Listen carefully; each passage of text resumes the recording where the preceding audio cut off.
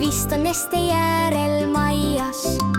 Vaatavad ja uudistavad, kas on roosid õitsemas. Nende eest nad hoolitsevad, lehetäid kõik korjavad. Täid on röövikud me lillel, kes kõik mahlad imevad. Roosiõied nõnda hellad